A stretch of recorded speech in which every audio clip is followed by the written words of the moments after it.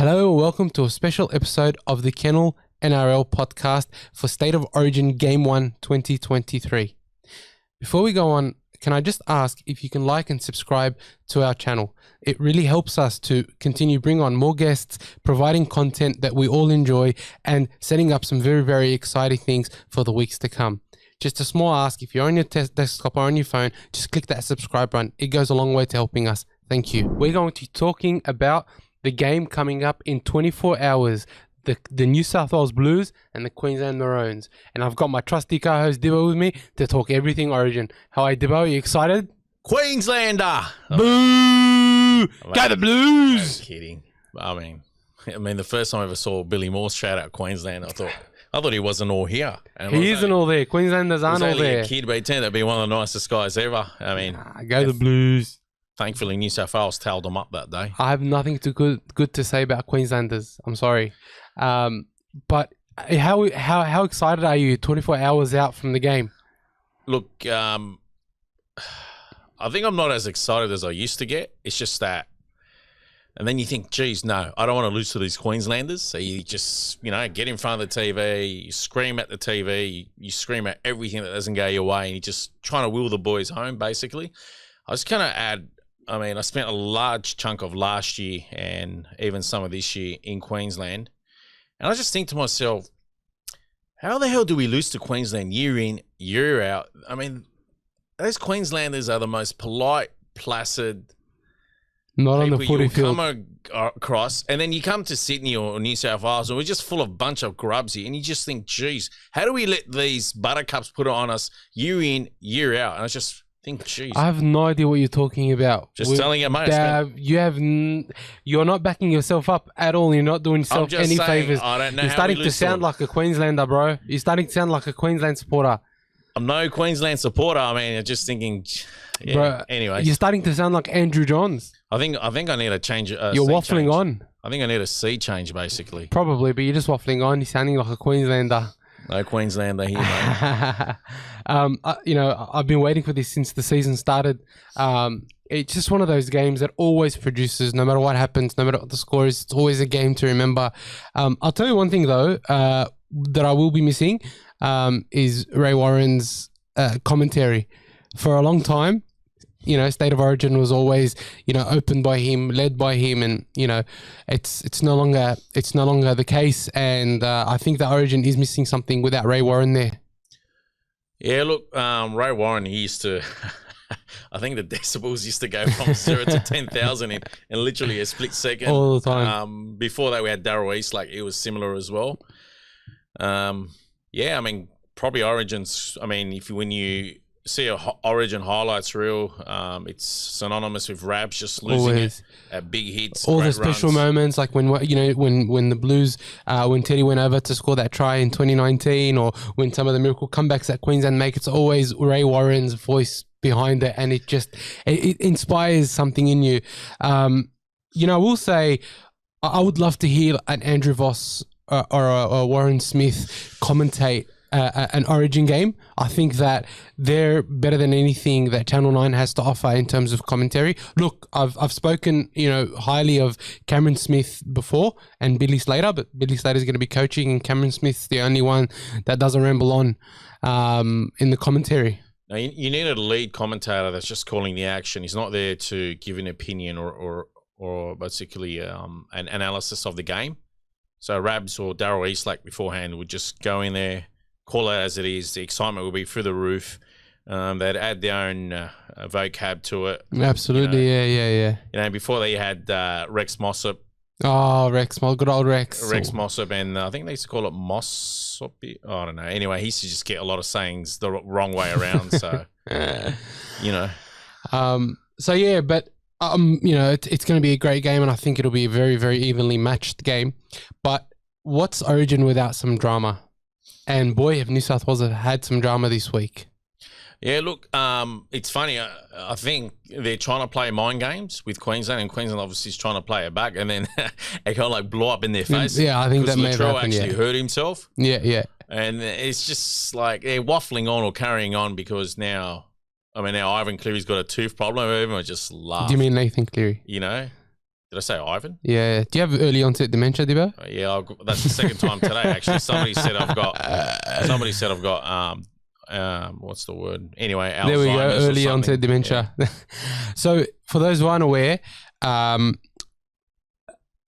Mitchell has been ruled out of the game tomorrow night, with Stephen Crichton replacing him at centre.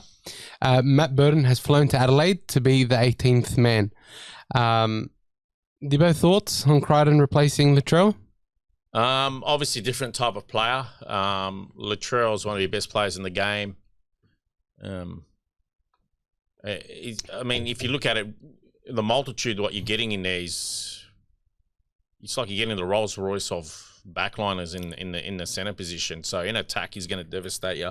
In defense, he's going to devastate you. He's not just going to devastate his direct opponent. He's going to take 2 or 3 with him. It's a huge loss. Crichton is a different type of player, so he does finish well. He does defend well.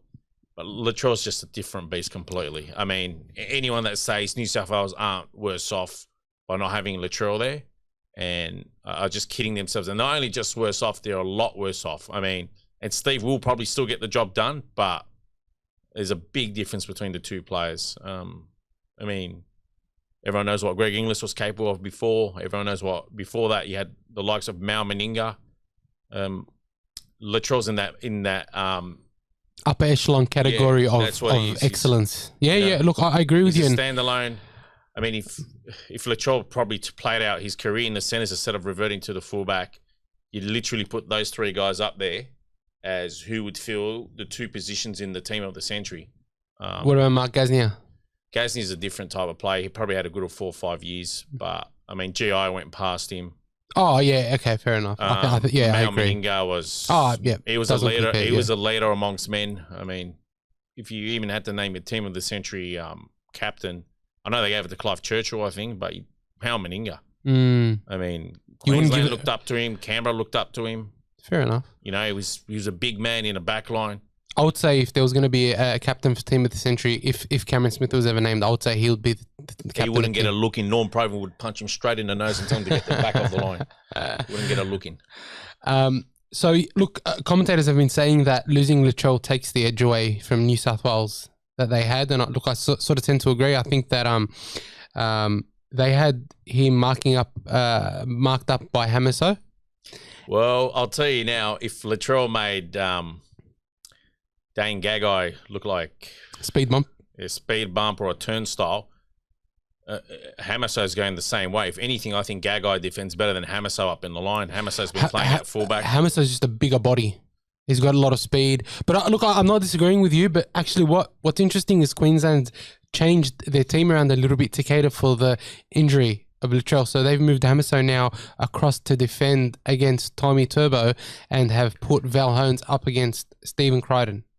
I reckon it was better off the other way around. I reckon Val would absolutely, in the centres, could shut down Turbo, although that didn't work a few years ago. I don't see he wouldn't have been able to shut down neither Turbo nor Latrell. I don't see how Hamiso's going to do a better job than Valentine. I mean, I don't know what Billy Slater's thinking, but that's what apparently has been done with the team. And look, Stephen Crichton's been playing a lot better than Valentine Holmes this year. Valentine Holmes was made to look like an absolute amateur by Stafford Toa from the Tigers when they lost 66-18. I don't know if you've checked. Can you check is Turbo playing on the right and is Crichton playing on the left, or have they put Crichton back on his preferred right side position? No, so Tommy will be playing inside Addo-Carr and Crichton will be playing inside Brian To'o. Although I did read that they're going to swap them around and they're going to have Turbo outside To'o and To'o outside Tommy Turbo and Addo-Carr outside Stephen Crichton. I think Brian plays on the left. Am I right? Or they both play on no, Brian To'o plays on the left. And Addo-Carr plays on the left as well. Yeah. But this time they're going to put Addo-Carr on the right or left? I think Addo-Carr can play either side. I think they'll both go well on either side. Yeah, I don't think it'll be the centers that make a bit of a difference. I think Tommy, it doesn't matter with him. It's Crichton. I'm interested to see if he doesn't play on his preferred side, how that's going to work. We found out in the past, some players, a lot of players actually, especially the centers, don't adapt well if they're... He usually plays on the right-hand side. Crichton. Yeah. Yeah, that's what I'm interested to see. Yeah, So that'd he's be not on his interesting. right side. And as we saw, I mean, prime example is Lomax Mm. in the club footy. Yeah, He yeah, yeah. struggles. But Lomax is rubbish anyway. He's a Dragons player. Now, the other issue that's popped up recently is that apparently Nathan Cleary has a tooth infection. While he is expected to play, Nico Hines has been told, to be ready in case you get the call up to replace Nathan Cleary. I think it's just mind games. I think, look, it may be mind games, but a toothache or a tooth infection is nothing to sneeze at. It can be really painful. But I've never seen a player not play because of a tooth infection. So yeah, I think they're still carrying on with the mind games. I don't think they're going to work, to be honest. What was that? Sorry. I mean, I think they're pointless, to be honest. Yeah, I mean, it just stopped the mind games. That's what I thought. Yeah. It already blew up in their face. So, and prior to that, obviously, we all know about Payne Haas having an injured ankle, or injuring his ankle at training, but he's all right. He's going to play. He'll be fine. I think that was more mind games. Yeah, nothing can keep someone like Haas. I mean, why would you go reveal to the media he's got a tooth infection? You get me? Yeah. It's just more mind games. Puts a bit of a target on him. So I mean, you're better off just hiding it till match, and if he's not going to play, just throw an hour before throwing Nico Hines. Yeah, and that'll throw a real spanner in the works. Of course, yeah, because Nico's a different type of player. Now, there are some suggestions that Junior Paulo might be starting in place of Tavita Pangai Jr. and Tavita to come off the bench. I like it. Yeah, I like it as it is. I think Paulo is better at coming off the bench with tired bodies out there. He's a big boy. I think the pace of Origin is a bit too much for him for extended periods, as we've seen in the past. That's how I see it anyway. But I think Tavita, if he comes on against the tight defense, could start throwing some really, really dangerous offloads. I think that could work to his advantage. Look, honestly, I don't think Fafita ever starts slow. It's Tavita. Sorry, what did I just say? Devo, I'm going to book a neurosurgeon or a specialist doctor for you to get your early onset dementia checked out. It's not looking good. But anyway, Tavita, I don't think he starts slow anyway. He doesn't start slow, but he can slow down. Yeah, but you just have him starting first 20, 15. That's true. You fight fire with fire. That's Junior true. Paulo, I don't think he starts well in Origin. It seems like he falls off the pace. But see, he's not as confrontational. He isn't as confrontational. I think that confrontation is what Fittler's looking for. But there are some reports saying that Queensland could potentially start Tino as opposed to having him on the bench. Yeah, I'd start him as well. And Cotter as well. Yeah, I wouldn't start Cotter. I'd start Tino though. I mean, Tino in place of Flegler. Get Flegler off the bench. Yeah, Flegler's good anyway. Actually, he could start. He could bench. The thing about Flegler is I don't think he'll provide as much impact as a Tino would coming off the bench. I think Flegler needs to play next to his partner in crime, Payne Haas. That's where he's very effective. I've realised when Payne's not there at club footy, he's effective, but not as much. He needs his leader of the pack with him. It's interesting as well. Another point of discussion over the past few days for the Blues is that they're actually looking at potentially using Jerome Luai, as we discussed last week on the podcast, at dummy half if RP needs a rest. He can play. I think it's not a bad idea. Not a bad idea. I'm just worried about his defense though. Oh, I think he defends well enough. No, he's a good defender, but if they target him too often throughout the game and he has to play the 80 and then he goes into that dummy half role, you could see some gaps start opening up. Beside the ruck. I hope not. I think he's capable enough. Very fit fella. Does get for a lot of defense through games. Yeah. One thing, I don't know if you saw articles about Queensland, what they're putting inside on their jerseys. I think it was "Do your duty for Queensland." Oh my God. The grubs are at it again. Typical Queensland grubbery. Queensland. Typical Queensland grubbery. A whole state is relying on players. I hope that pressure gets the better of them. Let me tell you that if they try and get the better of Jerome Luai, the whole Blues team is going to back him up. The Blues team has his back. Yeah, I hope so. We've had a lot of Cats play for the Blues in the past. So they were Dragons players. Oh, no denials there. We've had a lot. Craig. How did Ben Craig ever make the Blues team? Look, he's a red hair. What do you expect? Oh, don't embarrass me, bro. Don't, bro. I don't think they didn't even win a series with him there. So next, it was funny when the Dragons players were being chosen for the New South Wales team. The New South Wales team started going downhill. I think there is definitely a correlation between poor New South Wales teams and having too many Dragons players in it. That's the way I think it works. They had their most successful period around the 03 to 05, 3 in a row. And I think majority of the players were Roosters and Dragons. So who were the majority of the players in Roosters and Dragons? In 03 and 05. So you had Fittler. All of a sudden those players weren't being selected in 06, 07, 08 anymore? Come on. Not really, no. Come on. That's what you saw. Come on. You guys won the premiership in 2010. You guys had how many players? Dean Young made it. Come on, man. That was bad. That was the joke. That was bad. That was all nepotism. That was a big joke. How does a player... I'm not going to get into it. Oh, honestly, that does need explanation. I'm not going to get into it. I'm not getting into it. But anyway. That was farcical. So let's not let that happen again, New South Wales. So my question to you is, do you think that Stephen Crichton should be there, or do you think Burton would have been a better choice in centre? Look, Burton, he's played well when he's played in Origin. Crichton's had limited chances. I think that they felt obliged to give Crichton a go because he's played in 3 grand finals in a row, 2 premierships in a row. A bit unfair to say that because Berto has played in a grand final as well. Played very well as centre as well. Yeah, he's done well in Origin. He's another kicking option.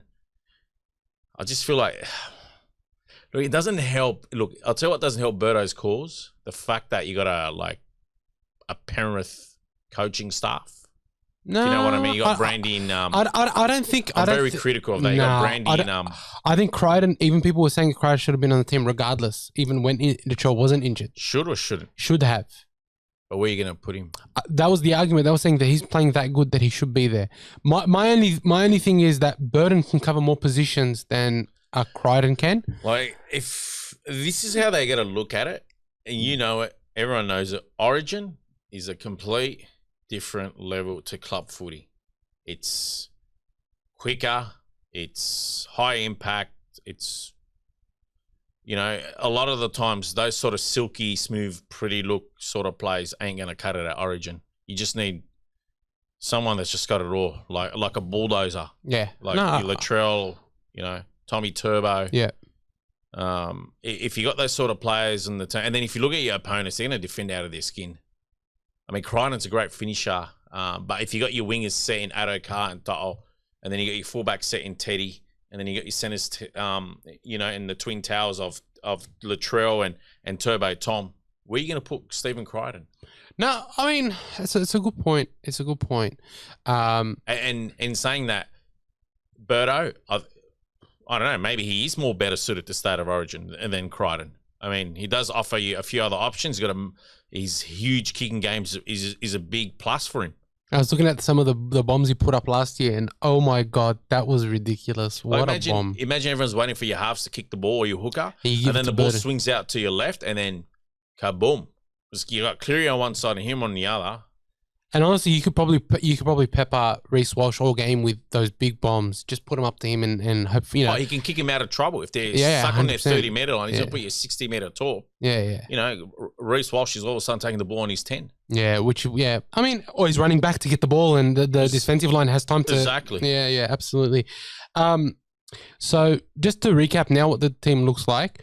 So it'll be James Tedesco, Josh Addo-Carr, Tom Trbojevic, Stephen Crichton, Brian To'o, Jerome Luai, Nathan Cleary, Tavita Pangai Jr., Api Coruscant, Payne Haas, Tyson Frizzell, Hudson Young, and Isaiah Yeo. They were in position. And then Junior Baulo, Cameron Murray, Liam Martin, and Nico Hines. I still think we have a brilliant team. I'm just most excited to see what Addo-Carr's going to do because you're going to have 10, 20 blokes watching Payne Haas. I know, you know, he's one of the greats already. Tavita's going to be closely watched. Teddy's going to be closely watched. Turbo's going to be closely watched. Cleary, but Josh Addo-Carr with his freakish and phenomenal pace, he's going to make something happen. I mean, if I was a betting man, which I'm not, I don't gamble, but I don't support gambling, but I would put my money on literally Josh to score every game. I think he'll score. I think he'll score more than one this series. If he's not going to score, he's gonna have a try assist. He's going to make a line break. He's going to back up somewhere. He's got that extra pace that no one else has. That's going to be a difference. I'm making a prediction. Josh Addo-Carr, if he plays all 3 games this year, will score at least 3 tries. In every game? At least one in every game. Are you going to put your house on it? I'm not a gambling man. I don't support gambling. I just like to start going there. I don't gamble. I just wanted to put the bait out there. But yeah.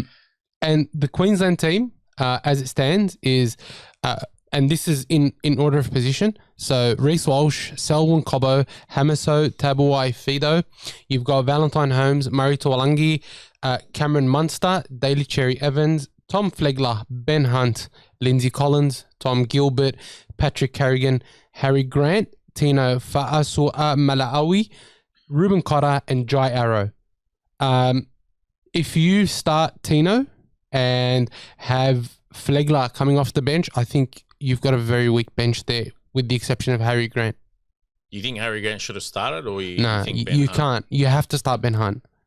What happens if Harry Grant comes on and all of a sudden the ruck speed hasn't changed, just slow? I mean, that's a big loss for Queensland. The thing you realize about Harry Grant is never just about the ruck speed; it's the creativity. Harry Grant has this sleight of hand, has this combination with Munster that I think it's hard to. It's not tangible. Like, I can't say it's just the speed of his pass or the accuracy of his pass. It's intangible what he has with Munster. And if you look at when in 2020 when they beat us because Harry Grant came on, absolutely killed it. But his connection with Munster, his positional plays, just incredible. And I think that's something that the Blues have to be very careful of. And if we lose it from the number 14 and the number 6, Munster and Harry Grant. Don't get me wrong, their forwards are excellent. Daly Cherry Evans is always dangerous. I've looked at looking at both lineups. I mean, do we both agree that New South Wales is better from 1 to 5, and then it's the halves that are very evenly matched? I mean, Munster's a champion player. DC is a champion player. You got Cleary and Luai who are killing it at club level with both champion players. I think together Munster and Evans are better as a combination. They're shading us, huh? Than Cleary and Luai. I don't know why I said that, but it's probably their experience at Origin level. And you know, I think it's interesting. Imagine they were playing together at club level. Amazing, right? But it's interesting. Do you remember last week you asked me who I thought the player of the series was going to be, and I said that I think it's going to be Cleary because it's the one thing that he hasn't dominated yet. So expecting a big one, eh? He actually came out and he said the last pinnacle that he wants to reach is to dominate Origin throughout the week. But, you know, do you feel like there's been any display of passion from him or the New South Wales team this week? Or last week, rather? It's a good question. What exactly are you expecting to see from the Blues as a display of passion? What have the Queenslanders shown, for example? Well, Queenslanders go and they just talk about their love for their state. You know, they're going to do it for their people. I mean, you know, Nico Hines has come out there and he said, you know, he hates Queensland. He's going to do it for his dad, you know, who passed away when he was very young.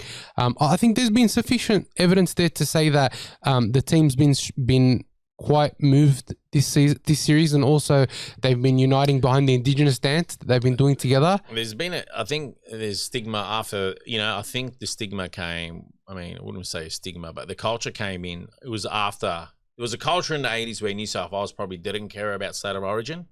And then Phil Gould came in and he had champion players like Laurie Daly, Bradley Clyde, Fittler, Johns. Mm-hmm.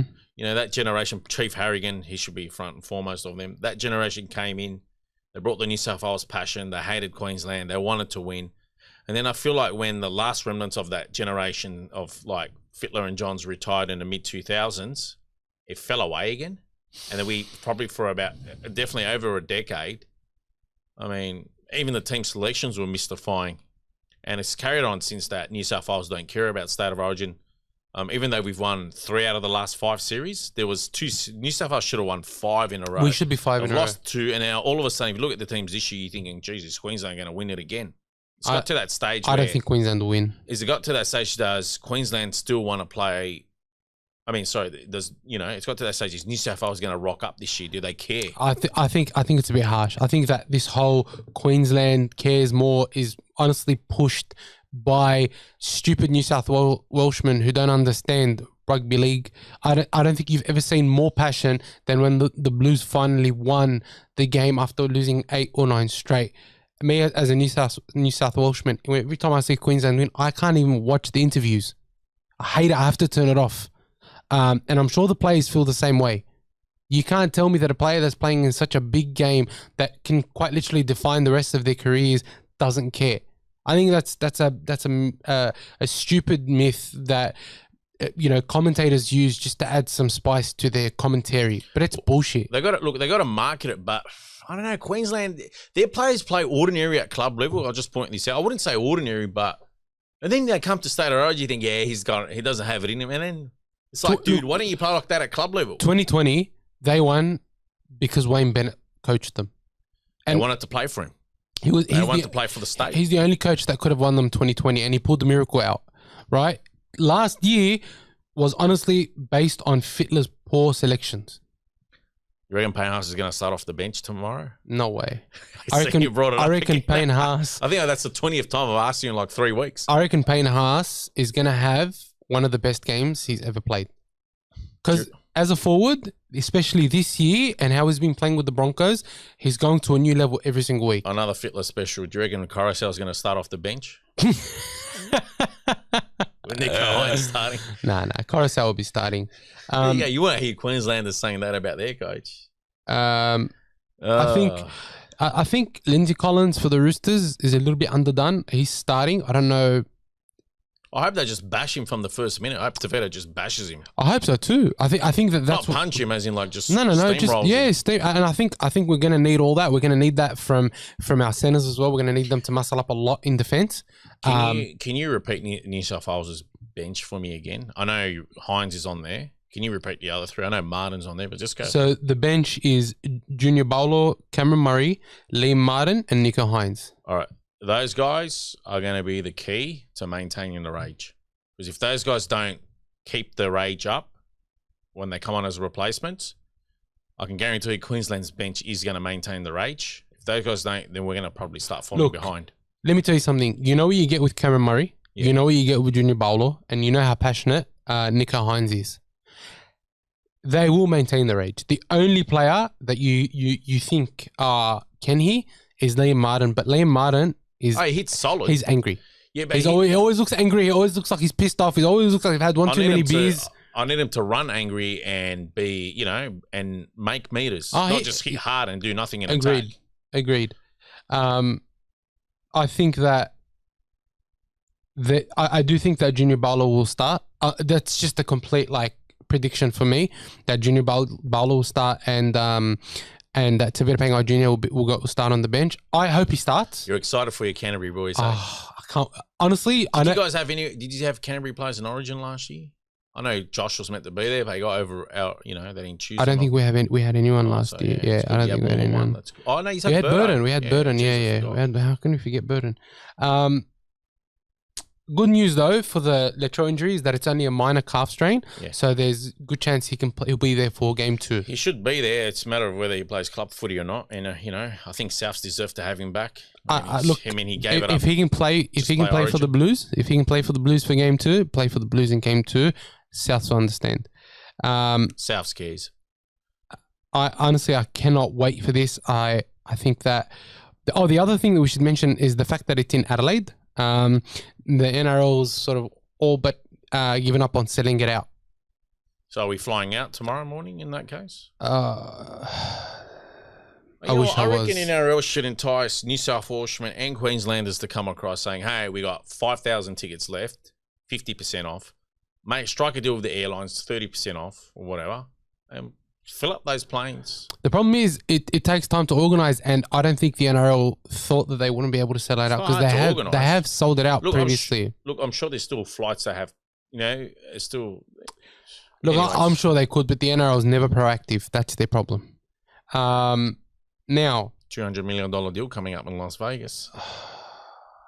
They should have done better with this Origin. You're right. They should have done better with these Origin tickets. Final call for tomorrow. What's the score? I'm going to go New South. I don't know why my brain was telling me something else just then. It must be the amnesia again or Alzheimer's. But New South Wales 14, Queensland 8. Who's man of the match? My man of the match is going to be... just thinking, starting second row is Hodson Young. And who is our other starting second row? Tyson Frizzell. He's flying under the radar. You know what? Payne Haas is going to be my man of the match, even though he's going to have 10 players on him. I still expect him to fire. Because, I mean, when Glenn Lazarus was the most marked man in his era, he still fired for New South Wales. So, Payne Haas. I'm going to say 28-12 to the Blues. Well, that's a big scoreline, eh? Turbo Tom, 4 tries again? I'm going to say Luai is man of the match. Oh, Luai, look, somebody's trying to piss in your pocket. No, He's been going at you for the last 3 months. I've been supporting him the last 3 months. I love Luai. Yeah, I think Luai will kill it. And I think he'll show the passion. Go New South Wales. Go the Blues!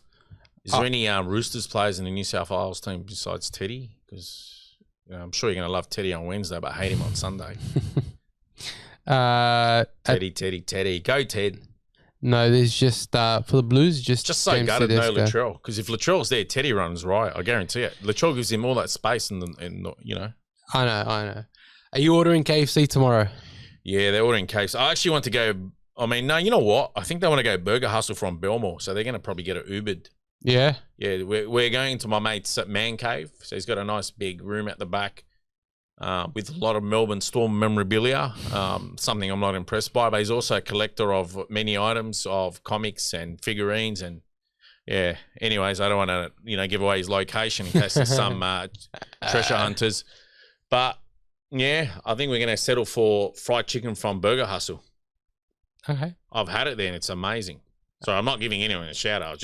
I'll drive to go to that place. I don't know. I might go for some Maccas tomorrow night. No, I don't know why. Don't ruin it, Macca's. No, man. I'm KFC. hanging Mac. Or we can go we can go hot and spicy KFC. Oh yeah. Or boneless with the KFC. Is the producer coming over?